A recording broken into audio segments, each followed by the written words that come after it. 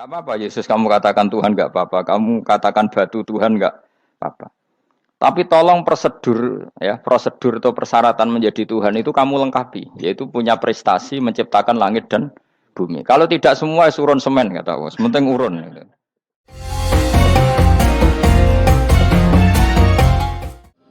Jadi di antara mukjizat Quran itu kamalul bayinah. Kalau memberi penjelasan itu sempurna. Sehingga ulama mengatakan imanul muqallid, imannya orang-orang yang asal ikut kiai, asal ikut guru, asal ikut buku, itu mukhtalaf alaih. Bahkan saya sendiri cenderung mengatakan iman itu tidak diterima. Karena manusia dibekali akal, inginnya Allah itu dengan akal itu dia punya kepermanenan iman, apa? Punya kepermanenan apa? Iman, dan dengan itu dia imannya mujma' alaih, mesti diterima oleh Allah Subhanahu wa taala karena binnadzari shahih, dengan logika yang benar. Dan logika yang benar itu gampang sekali. Beberapa ulama tentu tahu sekali, bukan sekedar tahu sekali karena itu diajarkan Allah dan Rasul. Misalnya begini, kata Allah, saya kalau baca ayat-ayat ini itu sering nangis karena Allah yang Tuhan. Gak apa-apa Yesus kamu katakan Tuhan gak apa-apa. Allah yang katakan batu Tuhan gak, juga tidak butuh iman kita. Tapi tolong ingin hambanya itu ya, prosedur atau persyaratan menjadi Tuhan itu kamu lengkapi, yaitu punya prestasi menciptakan langit dan misalnya gini, kalau tidak semua kamu menuhankan selain saya itu tidak apa-apa kata Allah. Jadi sebetulnya itu kan rasional. Misalnya nggak apa-apa kamu merasa jadi presiden atau gubernur atau jadi wali atau jadi apa. Yang penting prosedurnya penuh. Itu kayak apa Allah baiknya pada kita. Sehingga saya berkali-kali, makanya menurut saya orang alim itu wajib memaklumatkan kalau dirinya alim. Supaya jelas aturan mainnya. Yang dilarang Allah itu kan memaklumatkan alim, kemudian ingin hadun nafsi, ingin salami template, dicucuk, dihormati, itu kriminal. Itu orang alim gendeng, sudah gendeng sekali. Karena khasnya orang alim itu tentu cari ridhonya Allah, bukan ridhol kholqi, bukan ridhonya apa? Makhluk. Makhluk itu la syai'a, ada siapa-siapa. Dan kita harus baku seperti itu. Kenapa kalau orang alim nggak memaklumatkan kealimannya itu dikatakan salah? Karena fungsi orang alim adalah membawa bayinat, membawa ayat-ayat Allah, bukan kepentingan apa? Pribadi. Makanya Rasulullah nanti duka ngendikan idza zuharatil fitanu wal bid'u falyudhiril alim ilmahu wa illa fa'alaihi la'natullah wal malaikati wan nasi ajmain. Jika zaman akhir banyak bid'ah, banyak kebodohan, maka orang alim wajib menampakkan kealimannya. Jika tidak, maka dia mal'un, dilaknati langit dan bumi. Karena sebetulnya logika tentang Tuhan itu gampang sekali. Saya ulang lagi ya. Saya punya sekian contoh betapa tauhid itu mudah. Jadi kalau ada orang bilang ikhlas itu angel, Gus. Ya dia sendiri goblok karena nggak tahu logika apa. Ikhlas itu justru gampang. Misalnya kamu ngamal demi manusia, manusia itu umurnya hanya berapa coba? Kan pasti mati. Lalu kalau dia mati tidak berkutik. Bagaimana Anda bersandar sama seseorang yang mati dan tidak berkutik? Sama-sama bersandar sama zat sing al-hayyul qayyum, sama zat yang abadi. Kamu latih terus akal kamu. Misalnya saya punya jamaah banyak, mereka itu kan nggak jelas surganya. Kok harap-harap syafaatnya piye? Soalnya jamaah aku mlebu neraka kabeh. Kan nggak mungkin nyafaati saya. Atau mereka mlebu swarga kabeh, wis do sibuk kelon mbek widadari. Mungkin ya ndak ngurusi saya. Jadi dua kemungkinan itu sama-sama ndak ngurusi saya. Mlebu neraka ya rasa nyafaati, kan mlebu swarga do sibuk napa? Ngeloni widadari karena trauma di bocah elek, melarat macam-macam. Sehingga kiainya saja wis ora takok Gus Baneng ndi wis ora takok. Seribet dhewe no. Nah, tentu saya juga sibuk sowan pangeran sudah itu makom saya sudah sibuk sowan pangeran. Kowe pesta seks sing kula sowan pangeran. Wa swargame ayate pokoke inna ansa'na gunna napa? Insa'a faja'alna gunna. Abkaro bar kelon dadi perawan neh berarti keloni serepet. Kula insyaallah melok daftar sing fa amma in kana minal muqarrabin farauhu warihan. Jadi surganya muqarrabin itu enggak ada sifatnya. Di situ enggak dibakas bidadari, makan-makan enggak, tapi farauhu warihan. Satu surga yang sifatnya rohani. Karena enggak bisa disifati. Tapi saya daftar di situ ya hanya beberapa jam. Bariku juga gabung kon. Sawangane kok karo rasane wong ayu juga keberatan. Ya tapi saya tentu punya dua kelas, supaya punya kartu premium dan ekonomi. Saya ndak tertarik lah daftar yang premium dok, nanti repot apa. Saya itu sering nangis kalau baca ayat seperti ini. Bagaimana Allah yang Tuhan kemudian ndak butuh apa-apa, tapi Allah saking baiknya itu membuat tatanan logika kita. Saya tidak akan bosan-bosan sampai sowan Allah. Bahkan andaikan saya masuk surga dengan faham ini, saya milih faham ini. Karena faham ini itu menguntungkan agama. Li'ilai kalimatillah. Sementara masuk surga itu hadun nafsi. Banyak ulama yang mengatakan, kenapa Anda tidak ingin mati? Padahal Anda mati masuk surga. Katanya, saya takut kehilangan momen sujud. Karena sujud adalah hak Allah. Sementara surga itu hakun nafsi. Keinginan saya. Tentu saya mendahulukan hak Allah ala hakin nafsi. Itu makam-makam yang... Dan itu nggak bisa... Kamu copy paste, orang yang pada kelasnya akan merasakan seperti itu. Dan kamu tidak perlu minat, malah paham. Jadi sudah, dengar saja, apa? Dengar saja. Begini misalnya, saya berkali-kali bilang, kenapa ulama dulu, saya ini kan di Sarang juga ngajar tauhid. Dulu saya ngajar kubrul yakiniyat. Di beberapa madrasah, termasuk di Sidogiri saya juga ngajar tauhid. Di sini saya ngajar tafsir, tapi yang saya titikkan juga tauhid. Begini, saya hidup di dunia ini, terutama saya memang ingin menerangkan tauhid, sebagaimana Allah menerangkan. Begini ya, Jubair bin Mut'im, saya tidak bosan-bosan cerita ini. Jubair bin Mut'im itu termasuk dahiyatul Arab, cerdas-cerdasnya orang Arab. Dia ditunjuk sebagai negosiator untuk membebaskan Asra Badrin, tawanan perang Badar yang kalah dan ditawan Rasulullah dan para sahabat. Kemudian harus ditebus dengan uang. Oke, disepakati. Terus singkat cerita Jubair bin Mut'im itu datang ke Madinah. Dulu karena tidak ada hotel, tidak ada penginapan, ya memang nginepnya orang musyrik itu di masjid. Ya sehingga itu lazim saja. Kamu tidak usah jadi liberal kemudian bilang musyrik boleh di masjid. Ya tidak perlu seperti itu. Kamu juga nggak perlu goblok mengatakan nggak ada ceritanya orang musyrik ngidam di masjid. Karena ya ada tarehnya seperti itu. Jadi tidak perlu goblok ya nggak perlu liberal. Paham ya? Kalau kamu bilang wah nangono wong musyrik oleh ngidam di masjid, kamu liberal. Padahal konteksnya dulu memang nggak ada hotel. Tapi kalau bilang nggak sama sekali juga goblok karena sejarahnya pernah ada. Milih goblok apa liberal? Apa milih jelas? Enggak milih aja, ngaco aja. 01 apa 02 apa 00. milih mana? Goblok, liberal, enggak milih. Nah, ketika Jubair bin Mut'im itu datang, delalah Nabi itu sholat maghrib ngimami. Nabi baca surat Wattur wa kitabim mastur fi rabbim mansur wal baitil ma'mur. Kemudian di pertengahan surat At-Tur itu kan ada ayat yang menurut saya itu sangat bagus. Sehingga di kamar saya, di rumah saya itu tak figur ayat itu. Bahwa kita harus dilatih berpikir. Kata Allah memulai argumentasinya. Am khuliqu min ghairi syai'in. Apakah kejadian alam raya ini, seisinya tentu, diciptakan tanpa sebab? Misalnya begini, alam raya ini kata orang nihilisme atau komunis atau orang-orang paham nihilisme. Itu kan dimulai dari ketiadaan. Logika ini kan goblok sekali. Berarti kalau alam ini kadung wujud. Kamu kan tahu kan langit bumi sekarang kan wujud. Ya, langit bumi sekarang kan jelas wujud. Berarti logikanya adalah al-adamu yakhluqu makhlukon. Sesuatu yang enggak ada menciptakan sesuatu yang itu kan aneh. Di mana-mana al-adam ketiadaan itu tidak mungkin yakhluqu syai'an atau yu'athiru syai'an. Di mana-mana ketiadaan itu tidak mungkin mengefeki sesuatu yang ada.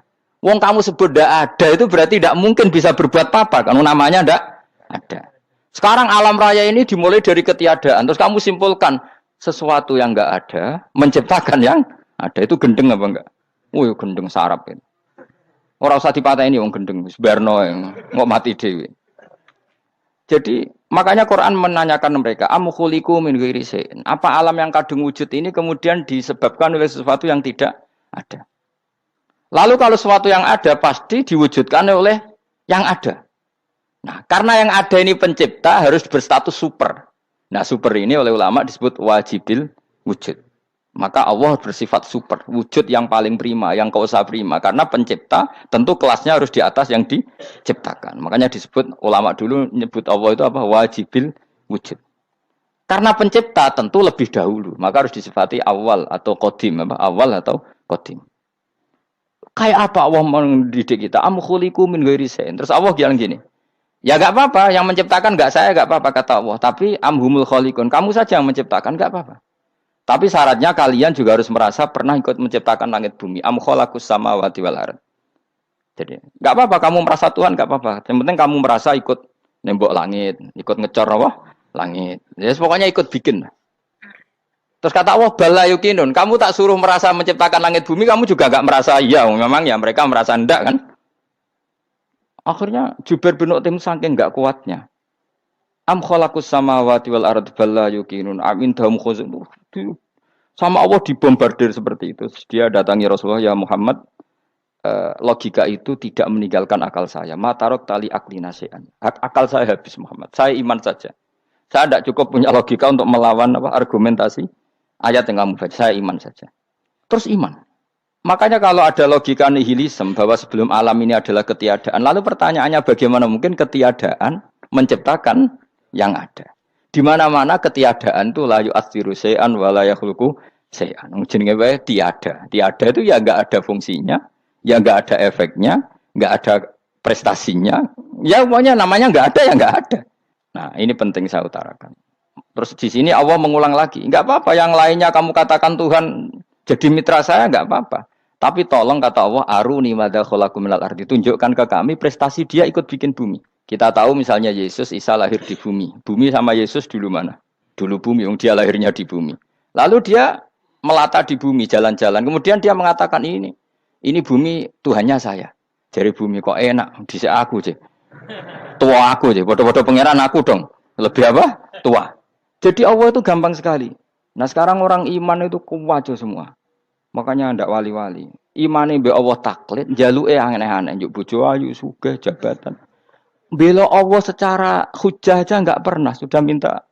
Makanya kita ini hidup di zaman yang saraf massal. Lho kula nu njaluk pangeran akeh-akeh kuwi, coba kamu bela Tuhan tuh pernah bela apa?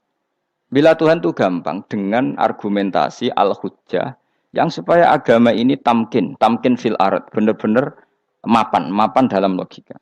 Yaitu tadi di mana-mana yang namanya sebab itu amrun wujudiyun, di mana-mana sebab itu sesuatunya harus wujud. Paling tidak kita sudah menolak nihilisme. Nihilisme. Lah wujud karena wujud awal harus berstatus prima. Lah prima itu dalam bahasa ulama disebut wajibil wujud.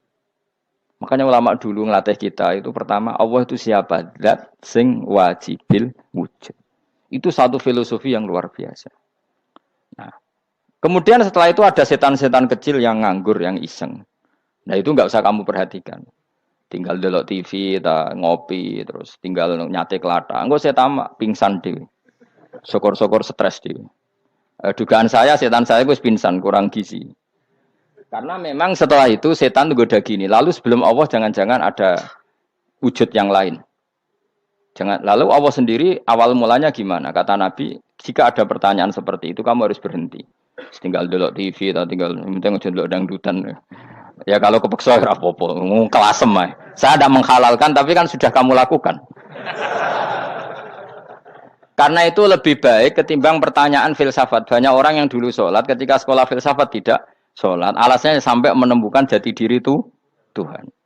Dan itu bahaya sekali karena Nabi berkali-kali bilang kamu jangan mikir tentang Allah pasti rusak. Orang kok mungkin rusak dari Nabi pasti rusak. Nah cara menghentikan gimana? Karena setan ini makhluk, akal-akalannya gampang. Tadi tak warai, saya sebagai ulama atau sebagai manusia atau sebagai orang awam atau sebagai siapa saja, kadang ada pertanyaan seperti itu. Tak tinggal anggeling dharma, kan pusing setan. Ini kan ngenteni. Weh, ngenteni bar lo anggeling dharma. Bariku aku lesu mangan mie. Bar mangan mie waret turu. Kan dia ngenteni terus mau bikin was-was lagi. Ternyata saya sibuk kan enggak bisa masuk deh. Bangun tidur aku selali pertanyaan tadi. Dinteni. Nah, dia masuk lagi aku sibuk ngajak anak jalan-jalan. Jadi saya kalau jalan-jalan di pasar itu wis enteni tan santai wae. Itu memang resep dari Rasulullah. Jangan sampai orang terjebak filsafat yang sampai menanyakan eksistensi Tuhan. Dan dia tidak mau iman, tidak mau sholat, tidak mau puasa sampai menemukan Tuhan itu siapa. Itu jelas minas syaitonir rajim, itu perilaku setan. Makanya Rasulullah setiap ditanya sahabat gitu itu Nabi guyu-guyu. Dan guyunya Nabi itu kata Nabi, baguslah kalau kamu takut Tuhan kalah kata Nabi. Nabi gojok gitu. Maka ada ulama yang punya seni berargumentasi, yaitu Imam Ghazali. Jika setan tanya kamu, lalu sebelum Allah jangan-jangan ada wujud yang sebelum Allah. Kata Imam Ghazali, ya itu saja yang Tuhan. Yang Allah ini enggak jadi Tuhan. Ya berarti wujud sebelum Allah itu yang benar-benar Allah. Kalau kamu bayangkan lagi, jangan-jangan sebelum itu ada wujud lagi. Ya itu saja yang benar-benar Allah. Sehingga tetap Allah itu menang terus. Paham ya? Yang jelas jangan sampai didahului Adam. Karena kalau didahului Adam lebih ngeri lagi. Karena sesuatu yang enggak ada menciptakan yang ada. Itu lebih buruk lagi menurut akal. Menurut apa akal? Nah, daripada kamu enggak salim Imam Ghazali, tinggal saja ndelok. Tadi ndelok sinetron. Itu yang lucu-lucu aja. Tidak sing lucu-lucu. Pendelok apa mencari Tuhan. Pokoknya sing aneh-aneh, sing goblok-goblok, sing lucu-lucu, sing perane wong apa? Lha saya sering diprotes saya. Gus Salim jenengan kok sering delok sinetron sing ana dialog wong goblok-goblok. Wong goblok ku menarik cara kula. Apa ya? Cara pandang itu di luar dugaan saya karena kula berkali-kali lho kalah wong goblok. Jadi makanya ini tak cerita nih beberapa kali yang jari Gus Wak cerdas berkali-kali kalah wong goblok. Ada seorang santri itu ingin dibelikan bapaknya itu sepeda motor. Bapaknya wong desa, senengane ngrumat sapi wedhus. Lah menurut saya ya orang tuanya itu mampu lah, sangat mampu untuk beli itu. Pak mbok ditukokno mawon wong sepeda motor. Kata bapaknya, "Anakku nu jog mondok tak goblok, Gus." Wong jaluk kok sepeda motor, jaluk mobil ora ya goblok. Lah kok goblok, Pak? Jenenge donya iku Gus, sing lahirno donya kok sapi iku ndek anak, wedhus ndek anak jenenge donya. Di mana-mana jenenge donya sing lahirno donya. Iki donya kok mangan donya. Mergo motor iku kan tuku bensin, mobil. Iku cara dekne iku goblok Gus. Batin berarti kabeh kiai goblok perkarane tuku donya sing ngentekno donya. Cara dekne donya iku sing lahirno donya. Batin kok pinter iki batin. Untungnya saya ini ulama ya, ahli tafsir ya malu. Sebenarnya kalah itu ya malu. Tapi saya sebagai orang objektif fair, itu teori benar apa? Jadi donya iku ya sing lahirno donya. Donya kok mangan donya iku goblok. Untungnya dia dengan saya itu jaraknya 5 kilo 7 kilo karena 7 kilo. Lala dia diterkon sepeda motor, aku tetap mau kalah. Pak, nanti jalan kaki saja. Karena kalau pakai motor ini kegoblokan kata saya. Terus mendingan nih, loh Gus mau kalah tadi.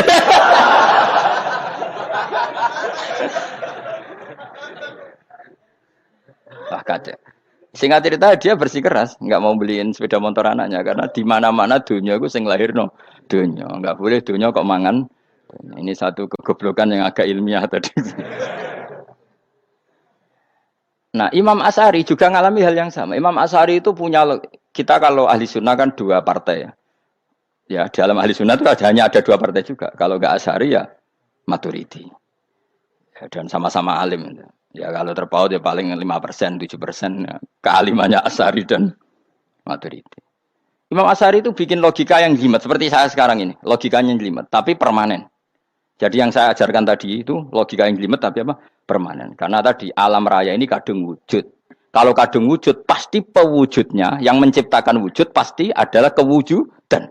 Karena al-adam la yu'athiru syai'an. Di mana-mana kenihilan tidak yu'athiru syai'an. Ya sepakat ya, gampang kan? Tentu wujud ini prima disebut wajibil wujud. Lalu Imam Asy'ari itu bersikeras. Kalau imanul muqallid itu tidak diterima. Terus banyak keberatan ulama, tapi Nabi nyatanya yaktafi bi imanil a'rab al khalina anin nadzur. Nabi nyatanya mencukupkan imannya orang-orang Bedui yang mereka itu kayaknya tidak bisa mikir. Ya, Nabi yaktafi bi imanil a'rab itu wong desa al khalina anin nadzur yang mereka itu tidak bisa apa? Berpikir. Singkat cerita Imam Asy'ari survei. Coba ayo kita tanya orang-orang kampung. Ternyata kegoblokan orang kampung itu ya ilmiah, masyhur itu. Imam Asy'ari saja harus belajar dari wong awam, wong goblok-goblok. Kita kok ingin ya Badawi bima arafta rabbak. Kowe kok iman be Allah iku bima arafta rabbak. Lalu kamu tahu Tuhan kamu atas nama apa? Dengan logika apa? Jawabnya enak ya. Al-ba'ratu tadullu 'alal ba'ir wa atharul aqdam yadullu 'alal masir. Angger ana tletong ya ana ontane. Angger ana bekas delamaane wong ya ana sing bar liwat. Jadi misalnya ada bekas teracak anjing, berarti anjing habis liwat. Ada bekas apa ular ya berarti ular harus liwat. Ada bekas teracak manusia ya berarti manusia habis liwat. La wa hadzal alam atharun min athari qudratillah. Alam iki bekas, mesti ana sing gawe. Jadi Mas Ari pinter juga, mesti logikane gak jelimet tapi agar ana tletong ana sapine. Ana teracake wong berarti ana sing bar liwat. Dene ngomong gampang wa atharul aqdam ya dulu alal masir. Nah, terus Imam Asy'ari habis itu ngendikan, ya sudahlah dengan logika apa saja. Meskipun karena zori hadal Arabi bagaimana cara berpikir Bedui ini, sementing ada nazar. Apa ada nazar. Ya nazar apa saja. Misalnya orang ahli matematika mungkin bilang angka dimulai dari 1. 0 itu akal-akalane Khawarizm. Mergo ini kebingungan nulis 10. Tapi tetap angka itu dimulai dari 1. Kalau misalnya 1 untuk mecah kesulitan ya harus dimulai 0,1. Tidak bisa 0 tok. Jadi 0 dulu itu untuk mematahkan kalau jumlah itu tidak sampai 1. Tapi faktanya jumlah itu kan pasti satu karena dimulai dari wajibil wujud. Khawarizm itu ya pintar matematika. Saya juga punya ilmu hisamnya Khawarizm. Itu kan dia karena kebingungan angka pecah. Misalnya 1 tidak sampai 2. Mau tidak mau harus ditulis 1,5 misalnya. Paham ya? Lalu kalau sebelum 1, tetap dia harus 0,5. Lalu hakikat 0,5 itu kan bagian dari wujud apa bagian dari Adam? Tetap bagian dari wujud. Jadi 0,5 itu kan khayal kuliah. Tak warai ya. Mungkin saya ada ahli matematika ala wong kampus, tapi saya tahu Kang, ala Islam itu lebih gampang. Misalnya gini. Sesuatu itu kadang kamu putuskan itu satuannya 1. Tentu ketika separuh kamu katakan baru separuh. Tapi sebetulnya ketika satuan itu kamu katakan 10, yang separuh itu sudah 5. Itu kan terserah sing bagi, napa? Terserah sing bagi. Ya iya dong, misalnya 1 juta, 5-nya artinya apa coba? 500.000 kan. Sekarang kalau 100.000, 5-nya jadi berapa? 50. Kalau 1,5 jadi. Nah itu kan terserah satuannya apa? Tapi tetap dari 0,5 itu tetap menunjuk sesuatu yang wujud. Yaitu 5-nya sebetulnya apa? 5 yang separuh tadi. Paham sih kalau maksud? Tetap nggak bisa sesuatu dimulai dari apa? 0. Nah. Makanya kata Abdul Hamid Khan kalau dalam mendidik tauhid, itu gampang saja tadi. Alam raya ini kadung maujud, kalau kadung maujud pasti disebabkan oleh sesuatu yang wujud. Karena wujud pencipta harus berstatus prima. Lah prima ini atau premium ini kita sifati wajibil wujud. Atau kamu katakan apalah kausa prima atau musabibul asbab. Nah kelirunya kita dalam berislam itu, kritiknya para ulama, kita ini nyebut Allah dulu baru menceritakan status Allah. Kalau zaman Nabi itu dibalik. Status wajibil wujud itu kita terangkan dulu, baru yang oleh Islam itu namanya Allah. Paham ya? Kan beda, misalnya gini logikanya gini. Kamu ketemu orang ateis. Saya ulang lagi, kamu ketemu orang ateis. Terus kamu ditanya, lalu alam ini yang menciptakan siapa? Allah Jalla Jalaluh. Mesti kan tanya, man huwa Allah? Allah itu siapa? Kalau dulu Islam mengajarkan enggak gitu. Surat pertama turun apa coba? Iqra. Iqra itu gak nyebut kata Allah. Iqra bismi rabbika. Rabbika itu siapa? Alladzi khalaq. Sebutlah nama Tuhan. Yang berhak menyandang Tuhan adalah zat yang pencipta. Itu tidak ada kata Allah. Di surat Mudatsir, surat kedua. Ya ayyuhal mudatsir kum fa'anzir wa rabbaka fakabbir. Bukan Allah fakabbir, wa rabbaka fakabbir. Sehingga cara berpikir gini dibalik. Sebutlah Tuhan kamu. Tuhan itu siapa? Yang berstatus Tuhan adalah zat yang berstatus pencipta. Nah, lalu pencipta ini oleh Islam dinamai Allah. Kalau orang ateis kamu langsung bilang Allah, man huwa Allah. Berarti pertanyaannya Allah itu siapa? Lalu kamu jelaskan Allah adalah pencipta. Allah adalah wajibil wujud. Tentu lebih gampang kamu terangkan. Makanya Al-Qur'an menerangkan amukhuliku min ghairi syai'in. Maknanya saya di sini maknanya ya Allah. Apa? Allah. Apakah mereka diciptakan tanpa pencipta? Tentu setelah Islam tahu itu namanya siapa? Allah. Paham ya, kalau balen malih. Jadi sebetulnya Quran itu ngajari kita itu ilmu mantek yang luar biasa. Misalnya, ya Yuhanna su'budu siapa? Rabbakumul ladzi khalaqakum walladzina min qablikum. Sembahlah Tuhan. Tuhan itu siapa? Pencipta kamu dan pencipta orang-orang sebelum kamu. Lalu Tuhan ini oleh Islam dinamai. Tapi kalau langsung kamu bilang ke orang ateis atau orang Uni Soviet, Allah itu Tuhan. Allah itu siapa? Sebab itu di beberapa ayat dijelaskan dulu status Allah. Sifatnya Allah, keekhasan Tuhan.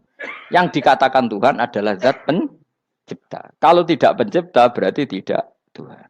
Sekarang Yesus pencipta bumi apa enggak?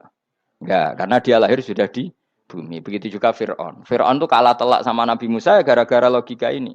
Ketika Nabi Musa ditanya Fir'aun, "Wama Rabbul Alamin?" Lalu Tuhan itu siapa? Kata Musa, Rabbus samawati wal ardi. Yang menuhani langit, dijari Fir'aun. Ndak, ma'alim tulakum min ilahin wairi. Saya jalan-jalan kemana-mana yang dikatakan Tuhan oleh masyarakat saya kok. Kurang ajar Fir'aun. Terus kata Musa, ya Tuhanku yang di langit. Terus manggil Haman Mesir. Ya Haman ibn Ili sorhalla ali abluhul asbab samawati fa'attoli ila ilahi. Musa. Haman, bikinan saya piramida yang tinggi. Aku akan lihat Tuhannya Musa. Ada enggak di sana?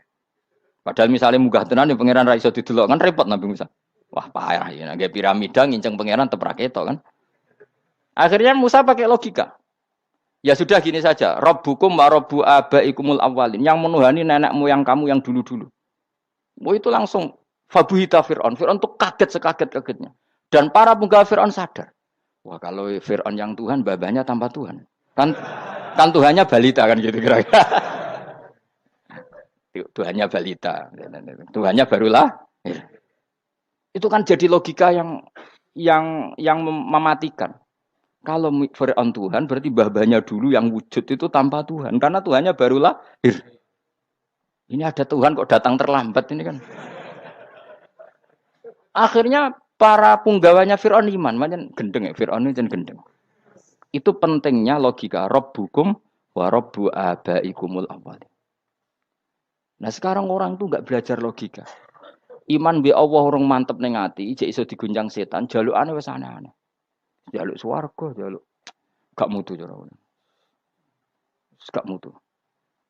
Makanya banyak wali kalau ditanya, kamu masuk surga sama sholat milih mana? Milih sholat. Kenapa milih sholat?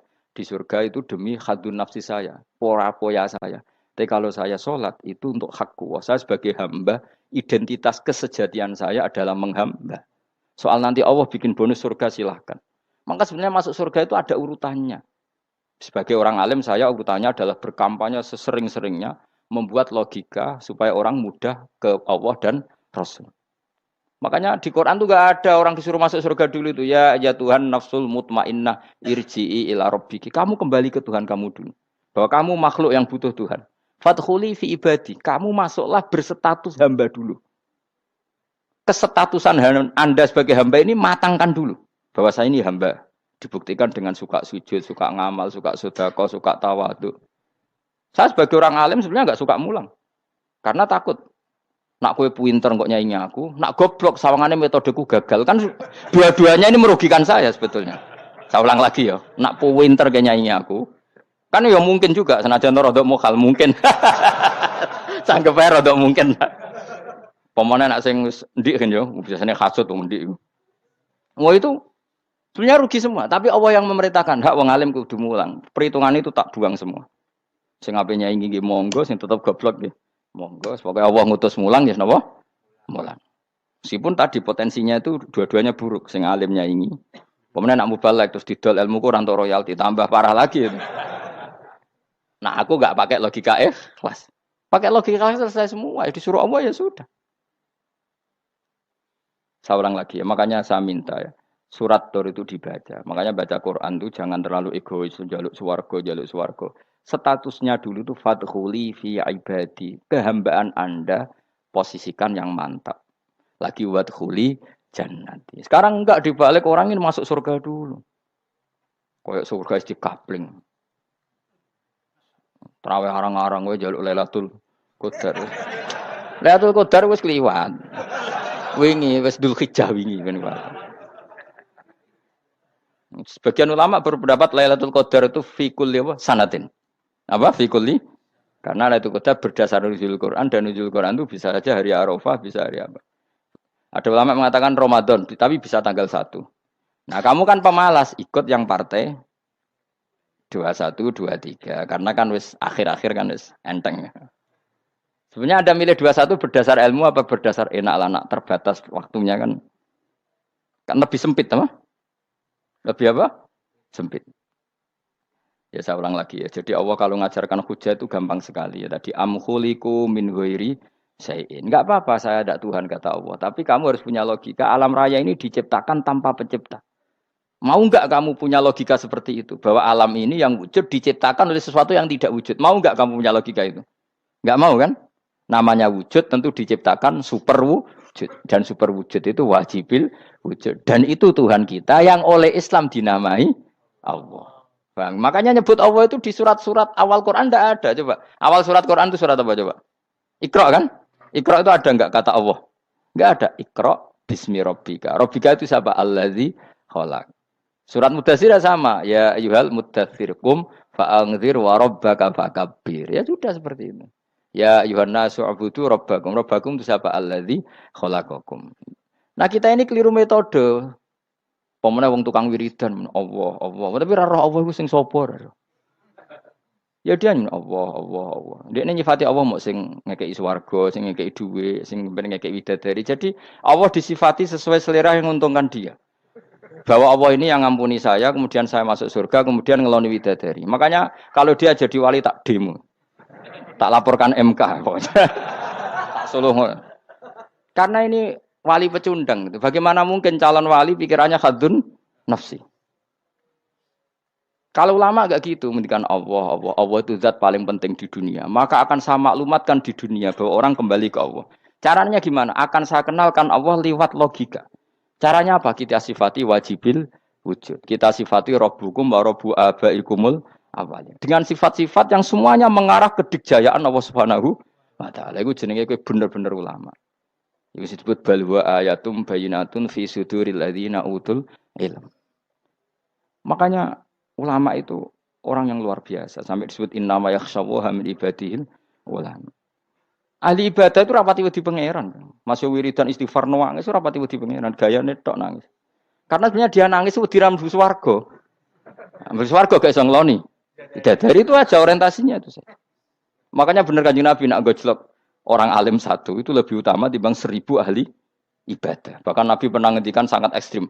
Fadlul alim alal abid ka fadli ala adnakum kata Nabi. Keutamaan orang alim dibanding ahli ibadah itu sebagaimana kelas saya kata Nabi dibanding kelas terendah kalian.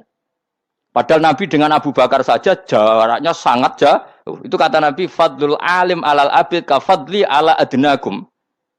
Keutamaan orang alim dibanding orang abid sebagaimana keutamaan saya dibanding sahabat paling rendah. Karena tadi abid itu ada opportunisnya. Tapi kamu jangan benci abid loh. Karena kamu ya orang alim, orang abid. Saya saja yang kritik. Saya yang tanggung jawab di depan Allah. Orang abid itu kadang kan wiridan nganti nangis. Pikirannya apa coba? Wis rasakno mungkin apa wiridan pikiran aja. Di sepuro dosane. Terus apa kan? Mlebu swarga. Terus apa kene swarga? Aku takut. Saya aku takut. Ayo sing ngapain mlebu swarga? Apa kegiatan? Rencana pertama apa? Terus gak usah munafik biasa wae. Mau inna ansa'na apa? Insya ayo kalau harus jujur apik jujur. Bandingan kalau orang alim. Orang alim itu ketika nyebut Allah itu iri ya Allah. Kenapa di dunia ini ada makhluk lain yang menandingi engkau? Saya tidak ridho. Kenapa di dunia ini ada syarik orang yang dimitrakan seperti engkau? Maka orang-orang alim ini ingin memaklumatkan bahwa la syarika lak labbaika wa humalab baiklah syarika lak innal hamda wa ni'mata laka wal mulka la syarika lak. Sehingga para nabi itu memaklumatkan itu. Engkau saja yang Tuhan ya Allah. Semua nikmat dari engkau, semua kepemilikan ini milik engkau. La syarika lak labbaik. Dimaklumatkan ke dunia. Innal hamda wa ni'mat itu dimaklumatkan. Enggak ada kepikiran mereka masuk surga. Karena mereka ingin memaklumatkan bahwa Allah ini yang Tuhan. Sama tak ceritani Nabi Ibrahim jadi Khalilur Rahman, rumang samu kakan wiridan kok ya kowe ndak. Wiridannya Nabi Ibrahim sama sampean mungkin banyak sampean. Karena sampean banyak kepentingan tadi. Wali-wali dulu kalau wiridan itu ndak sebanyak sampean ndak, tak jamin ndak. Pemene maca lelo ping 10.000 ndak biasa wiridannya. Tapi khosyahnya sama Allah luar biasa. Pertama Nabi Ibrahim diangkat jadi khullah. Khullah itu ya Khalilur Rahman itu. Itu dia wiridannya gini.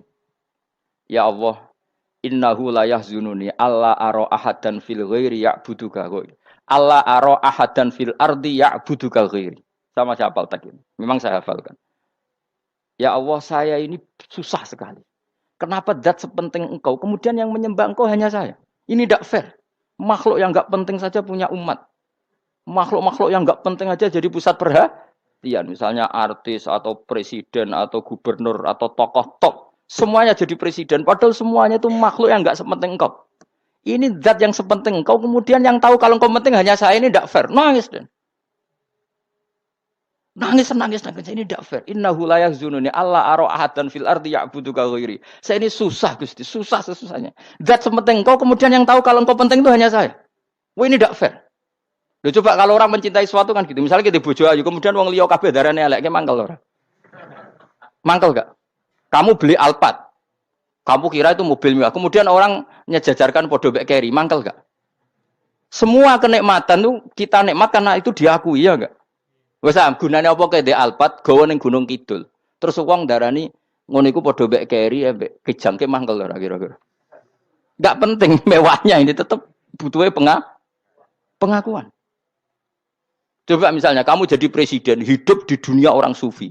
Sing darane wong penting wong soleh ahli sujud ora kakuat iki. Keteko di Barnos. Karena itu dihormati situ hanya orang apa soleh. Kuat-kuat gak?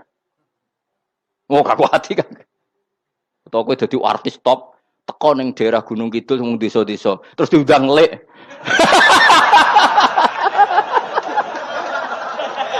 Oh, mangkel kae. Le bayangno.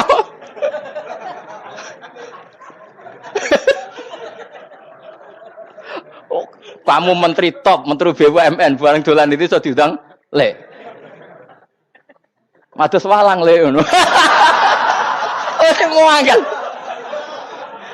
Karena orang keren itu butuh pengakuan apa? Wes kayak misalnya di bojo ayu terus wong liya kabeh darane elek ke mangkel gak? Sebetulnya orang merasa nikmat itu karena pengakuan. Bayangkan andekan orang itu melihat Alphard itu tidak wow. Orang punya Alphard gagah enggak? Oh, enggak gagah kalau orang lain enggak bilang apa? Oh. Ya mau misalnya digoning desa terus ana wong desa nganggep kok model tepak terus saya mau badhe numpang wedhus kula angsal, Pak. Kagak hati. Habis kan.